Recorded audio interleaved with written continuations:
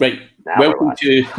Welcome to today's SEMrush webinar, where I am joined by Jesse McDonald, and I hope that everyone out there can understand my accent. I will try and speak slowly for you guys. But today I'm joined by, as I said, Jesse McDonald. Are you in any way Scottish, Jesse? I have Scottish heritage, absolutely. Clan McDonald. Well, you and I, when we meet up in person, finally, we'll have a couple of beers, and I'll tell you my family history, which actually involves the Campbells. So, I was going to say that a lot of guys, probably the people in India, are going to go, "What the hell are these guys talking about?" But I'm not sure how the history goes. But didn't the Campbells, and back in the, whenever it was, kill the McDonald's or something like that? Or yeah. That's what I was avoiding saying, but yeah, your family killed my family. Yeah, that's a good start to the webinar. yeah, it's great. Friends, in the long run, have found out that each other's families fought back in the day. It's great. But I'm a nice guy. I don't have any of that family history. I like an easy life, so hopefully that's long gone, those battles. I like you. Hopefully we can bridge some family gaps here. Yeah. So anyway, for anyone who hasn't seen me over in India, because this is the first time I've hosted a webinar over in India, my name's Craig. I am based in the UK, and myself and Jesse will both be coming out to India on the 5th of December. Looking forward to meeting you guys over there. We will be there with a whole host of other speakers for the conference, and I think there's up to 2,000 tickets available for that particular conference. And on that note, talking about tickets, at the end of the webinar, we are going to be picking, after the webinar, we're going to be picking a winner to attend the conference. I'm getting all confused. A winner to attend the conference. We're going to be giving away a ticket to the SEMrush Conference 2019. And what you have to do is post a question to Jesse, and the best or the most challenging question will win a ticket to the conference, and Jesse will pick that that winner for that. All you have to do is ask the question on Twitter or any other social media platform and use the hashtag SEMrushConf, CONF 2019, and we will make sure that one of you guys does pick or does get a ticket to the SEMrush conference. You'll be able to meet Jesse, myself, and all the other guys that are attending that conference. But for anyone who doesn't know Jesse, do you want to introduce yourself to the guys? Absolutely. So my name is Jesse McDonald. Not sure how many people over in India would know me, but hopefully after this, you'll know me a little bit better and we can meet up at the conference. I'm currently a global SEO strategist for IBM and have been in the SEO industry for going on about 6 years now. So really excited. This will be my first time visiting India and realistically anywhere not on the North American continent. So really excited to get over there and meet some people and share some knowledge.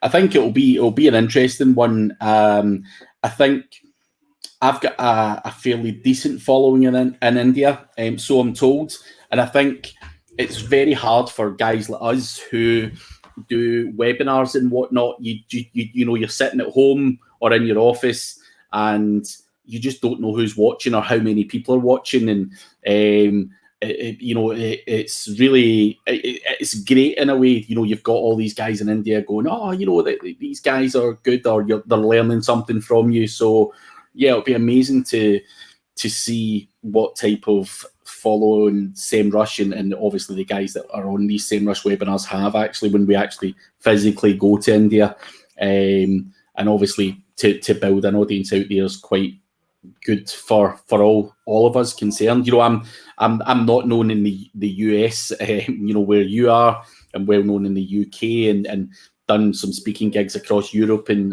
Thailand and stuff. But India, never been to. America, I've never been to. And I don't know why Americans don't seem to like me for some reason either. I think it might be the language. I'm not sure. Every time I pitch to speak at a conference in America, I just don't hear back. But you know, That's interesting. How did we meet? If we didn't meet at a conference, just online, I guess. Yeah, they've probably been online. Yeah, just webinars or whatever. Yeah, but yeah, I've never set. I feel like I've known of you for years. Yeah, it's a bizarre one, but I think it's something I'm going to continue to fight and try and get to America for a few conferences. I will be fighting the good fight and get myself over there. Maybe the language, Americans are just like, I ain't listening to this guy's voice. Could be that, but yeah, you can't be loved by everyone. But yeah, enough about that anyway. So, Jesse, you are the guest of the show, and I think we should kick things off and get the kind of questions and stuff going and finding out about your journey, which by all accounts would probably resonate with quite a lot of people. But I think obviously it'd be good to hear a bit about how you jumped from graphic design to SEO. I know that's quite a big change, and you know, it's something like myself, when I was first starting out as an SEO, I wanted to become a good all-rounder, and I wanted to be good at graphics, and I wanted to be good at websites. And it's not something, graphics was the thing that I basically wanted to pick up my laptop and throw it out the window. You know, even designing a very small logo, I just find mind-blowing. It's just something I cannot get my head around. So I'd be interested to hear about your story and how you flipped over to SEO from graphics. And was it any easier? Sure. So my journey is a little interesting. In high school, throughout all of high school, I figured I was going to be go into like computer science or something. So I took several programming classes, got super into it, learned a bunch of now outdated languages, and making all sorts of weird like text-based games and stuff.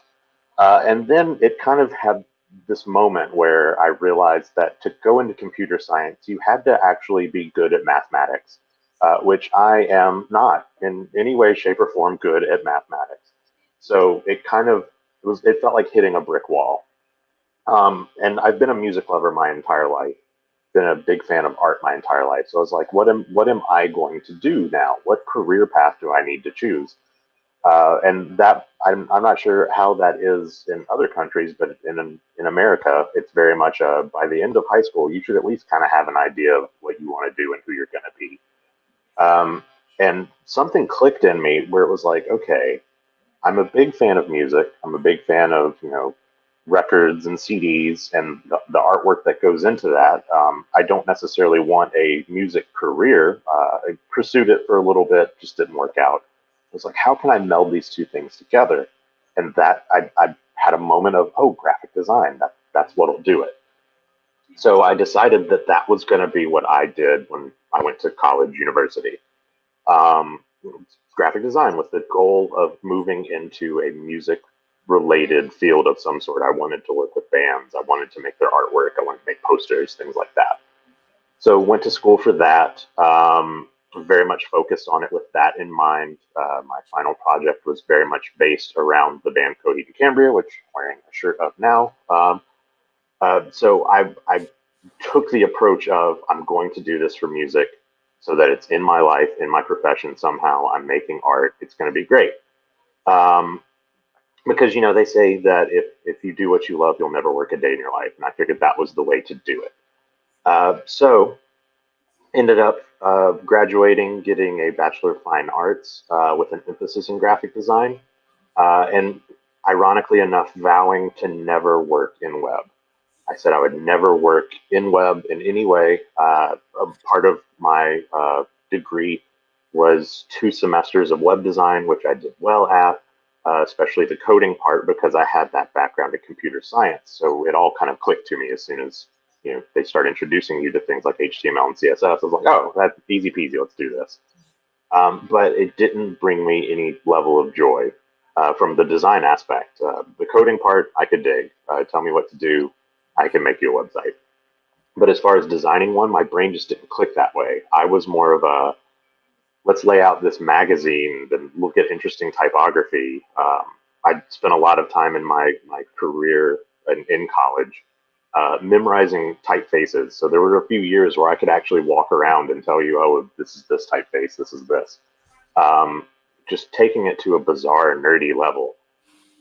So graduated and hit this point where I moved from coastal Mississippi to Austin, Texas to be near family and just a better job market, and spent several months looking for a job with no success because this is a very difficult market.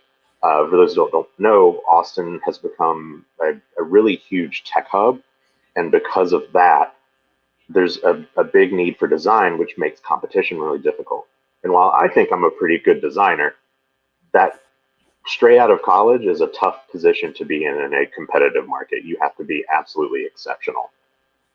So I kind of started opening my mind to opportunities a little bit more, and eventually came across this uh, local Austin agency called Geek Powered Studios. Applied to them. I really enjoyed their company culture. It was a startup. It was really small. They were looking for a designer, but they wanted it to be a little bit more of a kind of open-ended job. So doing wearing multiple hats, I guess you would say. So I kind of broke my vow of never working in web and was like, let's do this. Let's see what this opportunity can do. And it really ended up being the starting point of my career. Um, Very quickly found that when joining, dipping my toes into the design, SEO, and PPC side of things, I actually really enjoyed how SEO functioned. Because at that time, the agency was offering services, very localized as far as, working with more small to medium businesses. So it was very local focused. But at the same time, we were doing a lot of like A/B testing. And because we were small, the SEO department would do that. So me and my boss at the time would sit around, do different, optimization techniques on the sites, but then would start doing a lot of A/B testing to see how we could get more people not only to the site, but make them customers. So your mind, while it's doing SEO and CRO type work, it's functioning like it did with design, which kind of fed that desire for me of being a designer while not necessarily doing that. And I kind of had this moment where I was offered the opportunity to either move into the design department at that agency or stay with an SEO, and it almost felt like a no-brainer to stick with SEO. So went that route. Um, Eventually became the assistant director of the department as it was growing, and then eventually the director of SEO for the company itself. And that's when I really started getting my footing in the industry. Started learning, the people management side of things, and and honestly teaching people, because we'd really like to hire fresh minds, because it's a little bit easier to mold a fresh mind than it is to reprogram someone on SEO. So building a team, teaching them how to do SEO, and I found that I really enjoyed that too. So that's when I started speaking. So started speaking more in the industry, getting to know more people like Craig, who haven't met before, but building friendships with online.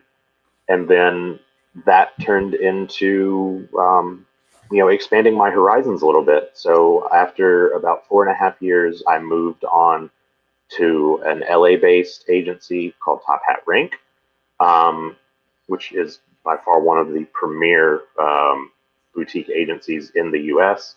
Is that Arsen Rabonovich? That is indeed. So we worked together for about a year, and got my feet wet outside of the local side of things.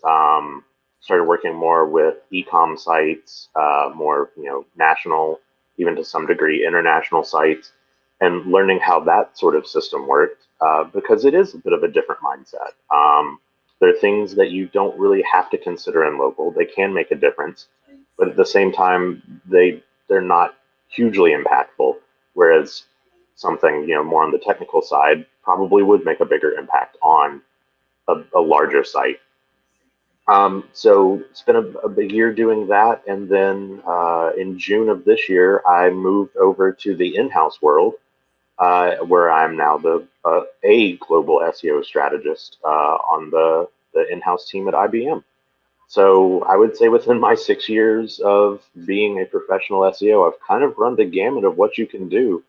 Uh, Other than you and I were talking a little bit about affiliate marketing earlier, haven't done that necessarily, but past that, I think I've kind of seen the world. Yeah, it's a weird one to, not everyone gets that, especially the kind of at the speed of which you've done it as well. It is a quite a good bit of 6 years worth of trying a bit of this and a bit of that, and then obviously going in house. I think personally, I like to test myself in all different walks of life, which is why now affiliate marketing is my big thing. I've done the running an agency, being a freelancer. I've done a bit of in-house at one point as well. And it's finding the right fit for yourself, I think, is good as well. What was interesting, what you said was you joined a small agency at the start who you liked the kind of the way they worked and stuff like that, and the kind of the situation that was there. You could probably be yourself and not go into a big fancy agency, maybe like Top Hat, where things might have been different. Yeah, I think it's great to experience it all to find out the good and the bad sides of it. But what we want to talk about is, can you explain the good and the bad of going from agency to in-house marketing in a kind of corporate environment? Yeah, so let's see. Let's start with the bad, or what might be considered the bad. You kind of have to gain a level of patience. When you're working with agency, it can very much be a move fast. The wheel of change turns very quickly in agency life. Let's say something breaks. It's very much going to be okay. Well, let's hunker down and fix it. Let's see who on the team can fix this problem, what resource we need to do it, and let's make it happen, whatever it takes. Because your dependency is very much on the client. The client, whatever structure you're working with, it has to work for your agency, so you have to work for them. So if a site goes down, you're very much, all hands on deck. Let's make this work. There was a situation at the first agency I was at where the server we were on got compromised, and it ended up being a extra 5 to 7 hours at the office after the day was over to get, I believe at the time it was about 50 websites migrated to a new uncompromised server. And I mean, of course, everything broke during this process. So it was very much the SEO team helping to migrate them, the design team going back and checking to make sure nothing was broken and updating code, and the PPC team going and making sure any landing pages had moved over correctly and were still firing without any redirect issues on the new server. So that's just the kind of life you live when you're in a smaller agency. And you're at the mercy of keeping your client happy. The larger agency life lives in a little bit of a similar route, but depending on what you are, you can set it up to where it's not so much like that. You're working a little bit more with teams. So usually, if you're working with a little bit larger sites, your clients have teams that can do work for you. You might have the team internally, but it's easier when you delegate things. While it could be all hands, It's more of a, okay, we need to get this done. What's realistic timeline? Let's get it done. Or, we notice this is broken. Please, client, look into this. Your SSL certificate expired. You really need to look into this, and here's the impact that it has. So that's kind of what that can look like. But then moving to in-house in a company as big as IBM is, the wheel of change moves incredibly slow. My good friend and now coworker Keith Good, who kind of helped me get this job and talked it up and talked me up. He was explaining it to me when I first started. He was like, "Be prepared, because this thing is going to move a lot slower than you are used to. You're going to find an error and you're going to want to fix it immediately. But you have to consider overall company budget, resource allocation, other people's time, and there might be a situation where something could make somewhat of an impact. You're going to have to make your case for the impact it could make so that it is up for prioritization reconsideration." So I would say the biggest thing going from agency to large in-house, and I mean, IBM being what it is, it's a pretty large jump.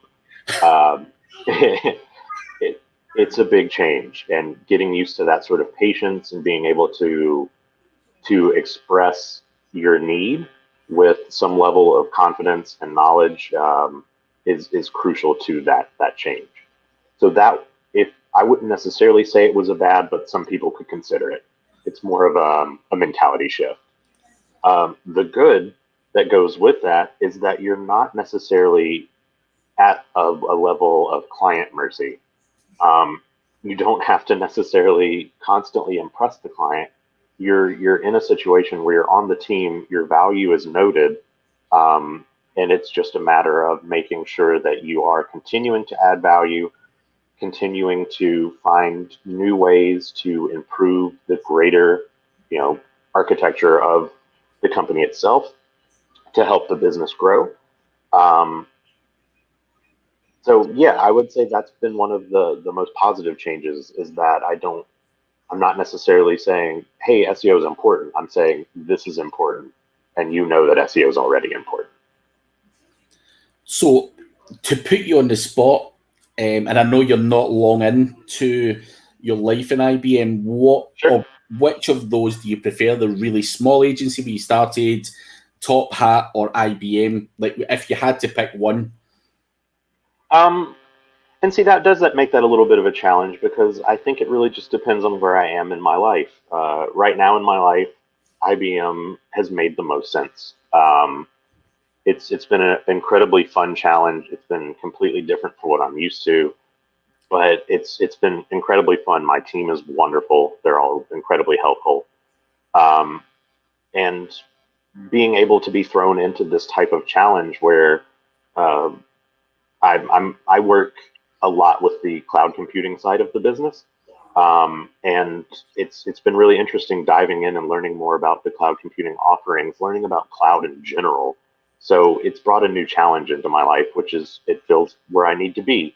But the previous two agencies, either Geek Powered or Top Hat, those were perfect for my life at the time, and they satisfied my need to work, but work in a place that I was happy and it felt good in my life. So I would say that the biggest thing is where you are as a person dictates where the right place is. But for me, I'm really enjoying in-house. Yeah, no, I think in-house does seem a good option, especially for the likes of IBM. You're not. We spoke before talking about getting away from clients and stuff like that. You don't have that, as you said, constantly impressing clients. So it makes sense. So what sort of, obviously you're now in with a big brand. What sort of contribution does SEO play? Obviously you've went from working with, like local builders or what the type of clients you're working with, to working in IBM, who as a guy who's never worked with IBM and I don't know what goes on, and I don't know how much is attributed to paid search or social or just the brand because they're IBM. But what are you finding in there? How much of the success of IBM is down to good SEO? So a lot of our current traffic and customer base does come from an organic standpoint. Um, it's really interesting moving to a situation where you're working with something that has the reputation that IBM has. You already have that authority built up. You already have the expertise built up. So I mean, the eat portion of the work is kind of done for you already. Now it's just a matter of getting everything on the right track. Our team was built about 3.5 years ago. So we're kind of playing catch up as far as getting the system as a whole um, built into SEO best practices and doing a lot of enablement internally to teach people, if you're building a page, these are the things you need to consider and do to make that page the most successful it can be.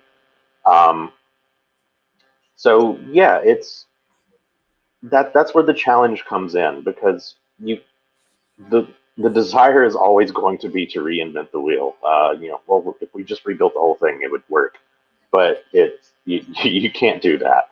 So it's you work with what you have, especially when organic is doing well, and it's doing so well that we're moving to this organic first approach within the company, where we organic dictates how paid and things like that will perform in the future. So we end up setting the foundation for ongoing initiatives moving forward. So it's SEO is a very highly valued skill set within the IBM structure, which is fantastic to be a part of.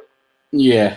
It's interesting to hear how that all works out in something the size of IBM, because I'm sure many of us doing SEO are never going to have that opportunity to work with one of those size of companies. I don't think many will beat it, but hey ho. So, like, what would you say in terms of, we spoke earlier and you were talking a bit about UX, before the webinar started, is the user, like, obviously, in my opinion, just from my own thing, like, as an SEO, I used to always fight with web designers and graphic designers because they were more focused on the look of the website rather than what I needed on the website in terms of content and whatever. And obviously, I get it. The user experience is a big thing, and obviously, someone coming from a background in graphics, not quite a web designer, but you're also going to have that, and it's interesting to hear how you operate. Obviously, because as an SEO, I'm not graphically skilled. I'm not a web designer, so I would have to outsource that stuff. But it'd be quite good to hear how you feel your skills. You can then go in and help a much better user experience by using your skills. So I've always kind of been a big believer in SEO being what myself and my previous teams have called a two algorithm world. You have the Google algorithm, and then you have the people algorithm. You focus on the Google algorithm too much, the people won't work out. You work on the people algorithm too much, Google won't work out. So you kind of have to toe the line in between the two. You have to make the site you're working on work for Google and the user itself, so that people can find it and find what they're looking for and convert and become a customer, or whatever your initial goal of the user experience being. So I found that having that sort of mentality really can be a beneficial thing to SEO itself. So I've always tried to work very closely with design teams, um, where they're building the website, trying to be as involved in that um, as early on as possible. And I've been very fortunate in my jobs to be a part of that. From all of that, IBM less so, but with the two agencies, previous agencies, involved a little bit more in the talking to the designer, giving my input on things, which having that common language knowledge really helps out. because while I haven't been in the design game in many years, I don't know if I would really be any good at it anymore. I found that I haven't really lost my eye. I still understand what good design looks like, and I like to think have good opinions of what good design looks like. So being able to throw out my 2 cents and saying, "Hey, I think this would work," I think is a really valuable skill to have, which ends up making a better experience from both SEO and a user perspective. Perfect. Now, we now are going to go into questions and answers. So we have got people asking questions all over the place there. So we're going to spend the next 15 minutes just going through as many of those questions as we possibly can. The first one is, creative people don't usually like technical stuff like SEO. So how are you satisfying your creative mind? And do you ever think of just going back to doing graphics rather than the SEO side? So that's a really interesting question. I find SEO to be wildly creative, especially coming from a local search background. You have to get really creative with what you do. You're working with small budgets, so you have to make those stretch out as much as possible. That's where, trying to understanding the language of design and trying to, be involved in the design process can be hugely beneficial from an SEO perspective. And then getting creative with what you're trying to do with your link building outreach, and even the content that you're recommending being produced, or even producing if that's a part of your role. Those two things really can satisfy a creative itch if you let them. But I've also found that for some reason the technical side of things, which is where I enjoy living a little bit more, also is wildly satisfying to me, because you're solving problems, which at the end of the day, creativity is just an exercise of solving problems. So it still kind of satisfies that portion of my brain the way that design did. As far as have I thought about going back to it, not necessarily. I found that creating art is something that I like to do to get away. So it not being my job has actually become a very beneficial thing for me, because I still actually really like doing it outside of work. Whereas once I'm done with work for the day, I don't necessarily go, "Oh, what can I SEO right now? What can I touch from an SEO perspective?" Yeah, no, that makes it makes sense. I hate it when people, you finish work and people are asking you things about SEO and you're like, please stop. Like my personal website is horrible. It's completely broken right now, just because I'm done for the day. I don't want to touch it. So. So the next question, I'm going to actually roll two questions into one here, actually. What, in your opinion, are the top 5 factors that will give you the best SEO results? The second one, there was another question there. Someone was looking for cool hacks, especially in the SEO world. So I think, you could maybe add if there is any quirky thing that you find's working really well, you could add that into the top 5 factors or whatever. So taking the approach of a design-minded person that works as an SEO, the things that I've always found really important, and because I've been so focused on local SEO, and that's kind of what I'm known for, we'll take that approach as well. So we'll drill it down a little bit further, which it can apply outwardly as well. The first thing is having a good website. So the content that you deliver and the experience you deliver, don't let that be a bunch of fluff just for the sake of adding more words to your page. Let it answer a question, let it deliver a good experience, and from that alone, you should see some level of positive return on your SEO initiatives. Your link building, having a clean link profile and not trying to game that system can make or break a website.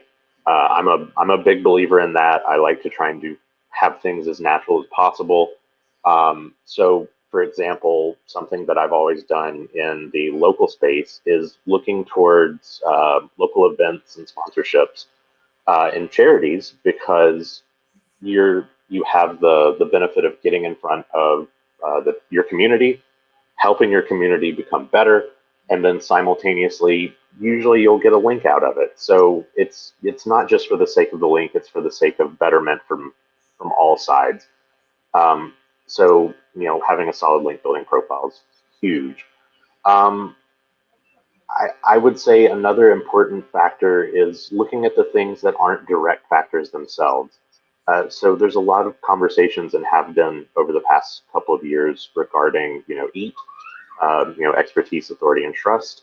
And while that's not necessarily a direct, ranking factor, if you will, it's wildly important to any side of the SEO spectrum.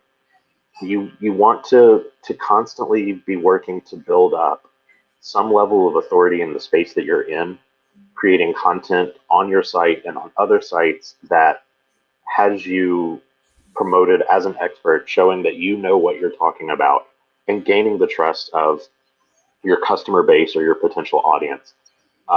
So that's another huge one for me. Were we at 3 or 4? 3. Okay. I might have 3.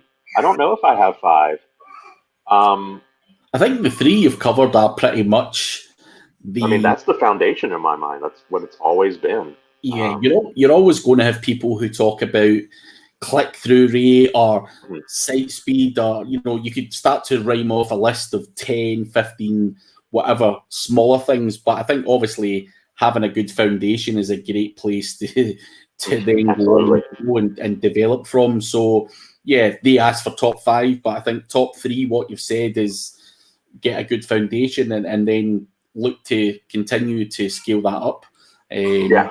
And at the end of the day, there are hundreds and hundreds of factors that you can look at that play into a positive SEO experience. They might not be direct. They might be a secondary level of some factor, like, people going to your site, click-through rates on your site, or, things like that. While they're not a direct factor, sure, they probably have some level of a secondary impact on your site, but you've got to have the foundations right to even get to that point. Yeah, and I think that's a mistake a lot of people make, is not even doing the basics right before you find out they're sending bots to their website to try and manipulate stuff, and they do all sorts of crazy things. Not that I'm condoning sending bots to your website; it doesn't really work. But just stories I've heard other people do before anyone says, "What are you talking about?" The next question is, I'm not sure. Impact of body content relevance in rankings. Content is quite important to any kind of rankings, and it has to be in the main body of your website. I'm not sure that's something we can really go any further on. Other than the content you write has to be relevant. Don't add fluff for no reason. Write it relevant, write it meaningful, answer the question. Yep. Next question is, I have seen some of the website's content that is not meaningful, but it's in the rankings. Why would that be? I would say that that's probably because at some point it was considered relevant and it did answer the question the correct way. Now it's a matter of, let's say if that is your competition, going in and making that answer better and more relevant than it was, 6 months ago, will see a greater impact. Because the relevancy of a topic is going to change. I was giving this example not too long ago. There was a website that I was working with a few years ago that ranked for 2 keywords. One of them was pressure washer San Antonio. The other was San Antonio pressure washer. And I don't remember which order these go in. We ranked number 1 for years for it. Then after the 2018, like early year algorithm update, one of those dropped off. Can't remember which one. And when I started investigating it, it's because one of them was meant for the actual service of pressure washers, while the other was for purchasing a pressure washer, which is what we did. So we continued to dominate that SERP while we fell off for the services portion because we didn't do that.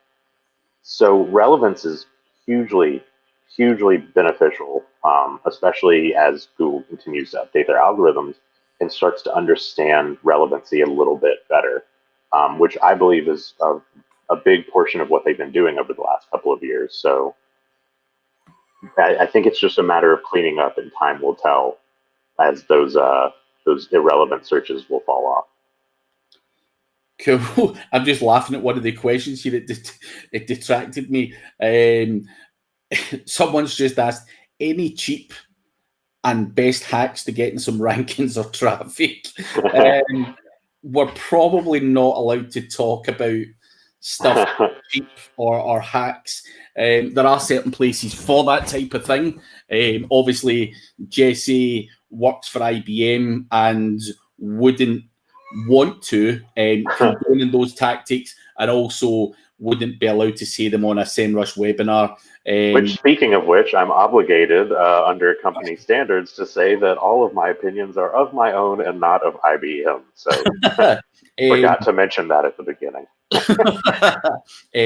But if you're wanting good hacks and stuff like that, you probably have to be looking elsewhere for that. People have brands to protect and stuff as well, so we wouldn't be able to see the best hacks. But there are stuff out there. There's loads of bloggers blogging about it, and you can see some stuff in my blog as well and stuff like that if you do want to look at that type of thing. But anyway, away from that, someone wanted you to elaborate more on the differences we face and we need to work on with respect to the Google algorithm and the people algorithm. How did you deal with it?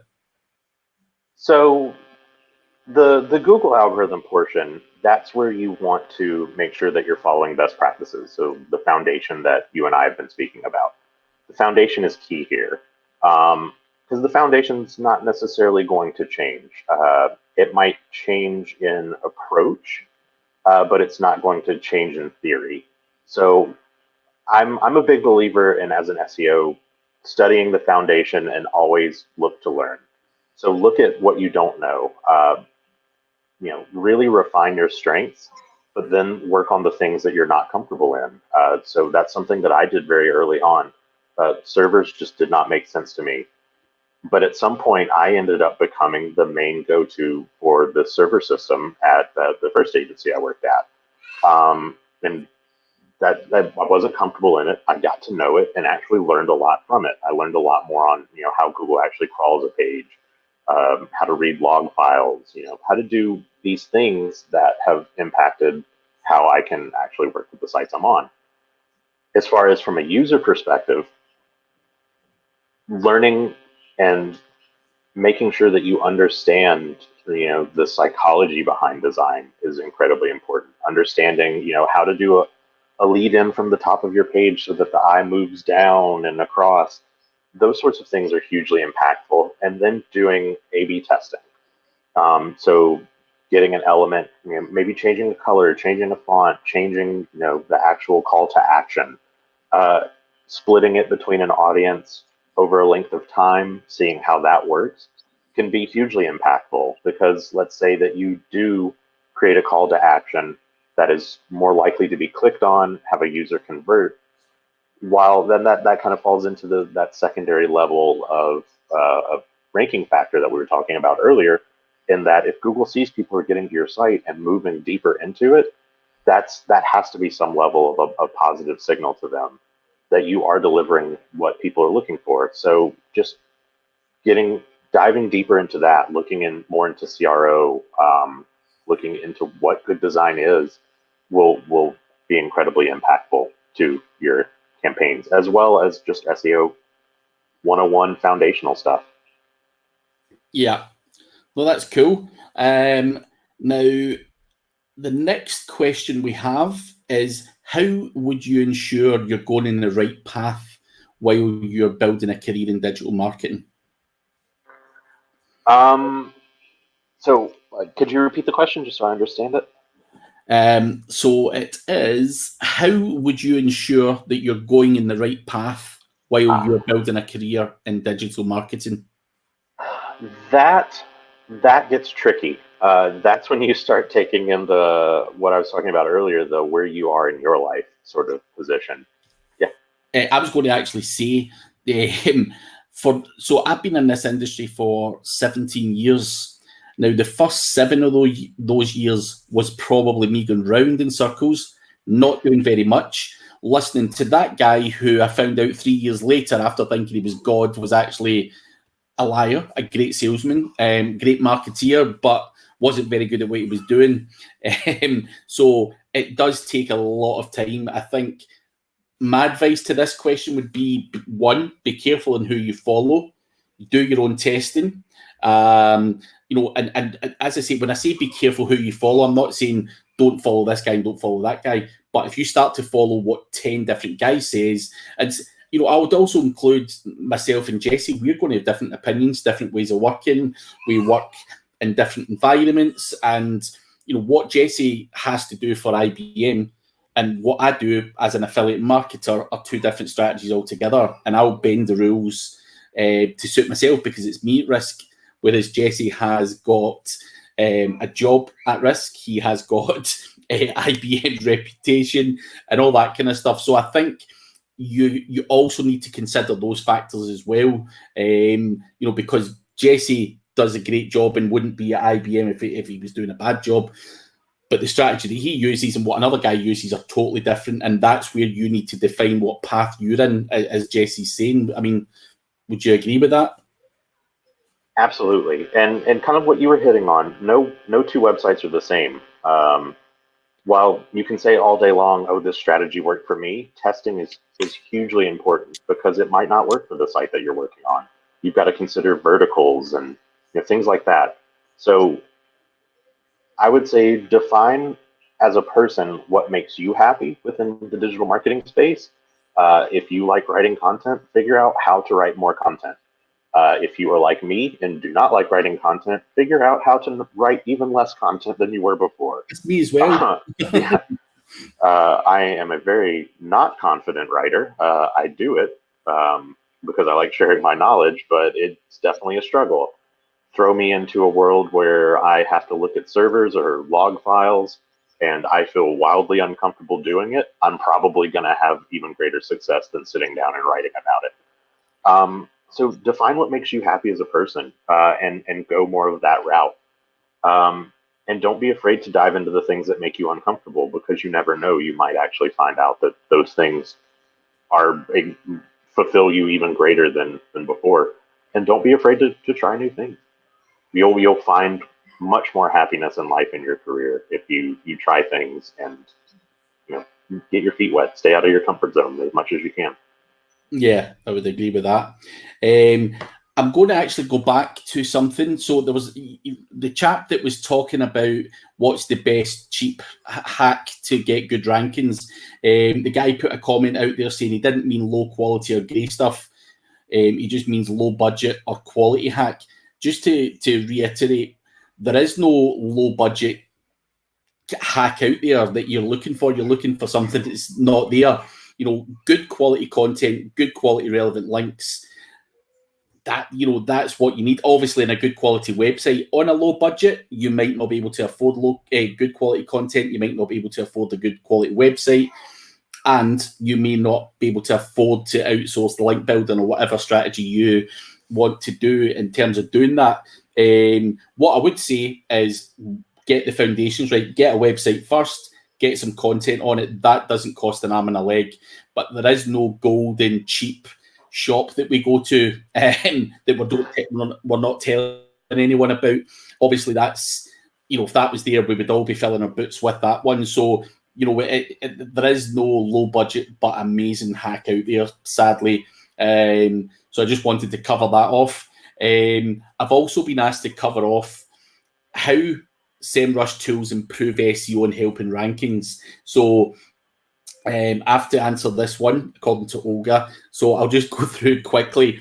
So SEMrush, we all, there's guys out there who don't use any tools to do anything, and you're not doing the right keyword research. You're not getting the right data. So SEMrush, first and foremost, primarily was a keyword research tool, which gives you the volume of search. It gives you a whole range of longer tail keywords that you can look at your competitors to look at what keywords they rank for. However, over the years, SEMrush have built in, I think it's 40 plus tools now. So you've got the site audit tool, which is, going to find any technical flaws with your website. You've got loads of other tools within SEMrush that are all going to help your SEO and your rankings. And it's not that having SEMrush, they don't do the work for you. It's the data and the intelligence you get from that. Now, for me to go and manually check the top 10 websites and what all the title tags are and all the keywords that is going to take me hours of time. Now, I can just push a button and SEMrush, put the search in, and pops that information. So SEMrush works at a much faster pace. You can work a lot faster. So if you're doing clients, you can do a lot more work a lot quicker. You can use SEMrush for client reporting.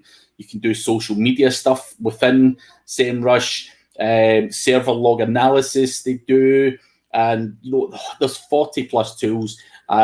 So that is the benefit of using SEMrush. It's a cost, and I know anyone starting out who wants a low budget way of working, and I've been there. I've been a freelancer working in the house. I don't want to pay for anything, but you just have to have it. You've got to be able to work with tools. It's a tool. It's the same as a plumber needs to have some spanners and a plunger and stuff like that. We all need tools to do our job, and I think SEMrush is an all-in-one tool that allows you to do so many other things. So that is what's going to essentially help you rank. It's also going to help you retain your clients. It's also going to make you look a lot more professional. So it can also help with sales. So someone says, I want to rank well locally, and you can pull up the data straight away. They instantly think this guy knows what he's talking about. And I've been there, and that's how it works. So hopefully that answers your question. We'll hopefully get one last question in here, and it's, how important is it to audit outbound links on a content-centric website, and what should be the ideal ratio of no follow versus do follow? So we're strictly talking outbound from your site to someone else, correct? Yeah. Okay. So that's a little tricky, because realistically, I've always kind of been a big believer in this. If you're linking out to somebody, that content should be relevant and continue to add more depth to the information you're providing. So it being no followed doesn't really make sense unless you're in a situation where someone has sponsored content or any of those basic best practices established by Google. But just no following it for the sake of not passing link equity on to the next site doesn't really make sense. It kind of negates the point of having the link in itself, because at the end of the day, that's kind of what the link system is supposed to be. It's passing authority and helping the user continue to add more value to the knowledge you're providing them. As far as a ratio goes, I really don't necessarily think there is one. In my experience, it's more of a how much information, quality information are you providing, and how much additional information that you yourself couldn't provide are you providing. The way I think of link building and the way I've always taught it is it's kind of like a research paper that you write in school. If you just turn in a research paper and have no, citations at the end to back up the sources or to back up your points, then you've completely negated the purpose of the research paper, and no one will take any value from it. That's kind of the same thing with link building. Links are meant to support your ideas and add that authority to them to help you build up the expertise and the trust and the authority in the topic that you're writing about. So that's really the goal. So it's more of it depends on the situation, on what you're writing, on what you're trying to add to the overall conversation itself. Cool. One last one, and I just want to cover it because I think it's one that we want to cover. Someone's wrote, I'm very lazy to write content, but all of the other tactics they like to do. So what's your advice for me except writing content? Write some content, get someone to write the content, outsource that work. If you hate it, I outsource it. I've got a content writer. Jesse, what would you do? So that's what I was going to say. At the first agency I was at, the SEO team did a large portion of the content writing because we had a team that was really good at content writing. A couple of us handled more of the technical stuff, while we had a lot of our team writing content. They were really good at it. They became experts in all the industries we were working in. It's great. But what I would say, and this has been something I've reflected on since I've moved in-house, where the conferences and speaking engagements I'm doing are more for me personally, because I mean, I'm promoting myself as someone in the industry who can share knowledge. Conferences for me are very much about networking, and they always have been to a degree. I've met some of my best friends in this world at industry conferences, and the networking's huge. So I would say, especially if you plan to attend, this upcoming SEMrush conference in December, or any other conference you go to, make networking a priority for you, because you never know. You might meet someone who is an excellent content writer looking to help you out, and you can outsource that work to them. And they might outsource, more of the stuff that you like doing to you. So you can develop these partnerships where you're doing what you love, but still achieving the same thing without having to do the part that you don't like doing. You might have to do it for a little while, but definitely look for opportunities for partnerships. I would also say 95%, or if not more, 100% of what you do in SEO can be outsourced. It can be delegated off to other people. You can manage a project without doing anything if you really wanted to, providing that you have the right contacts and understanding of what goes on. But as I say, a lot of this stuff can be outsourced. Do not sit and try and do it. I hate writing content and would never recommend trying to like it.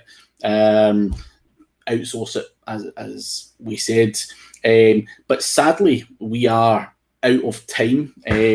But we have had a lot of questions out there. So thanks to everyone who was playing for the ticket to the conference in December. We had a lot of those questions come in. I didn't actually get through even half of them. So thanks very much for everyone who did. The winner of this of this particular ticket will be announced on Twitter on Monday, on the SEMrush Twitter. So we will announce the winner there. But I thought, thanks again for all the questions that came in. It's one of the the most engaged webinars I've been on, actually, in terms of questions. So thank you very much for that, everyone. And Jesse, thank you for giving us insights into your career and the move to IBM. Very interesting stuff.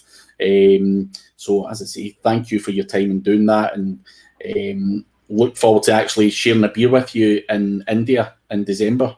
Absolutely. Thanks for having me. This was a lot of fun. I'm really looking forward to finally meeting you in person in December, and hopefully making some new friends in India, sharing some knowledge. So thanks again, everyone. And thanks again, Jesse. We'll see you on the next webinar. Thank you. Cheers.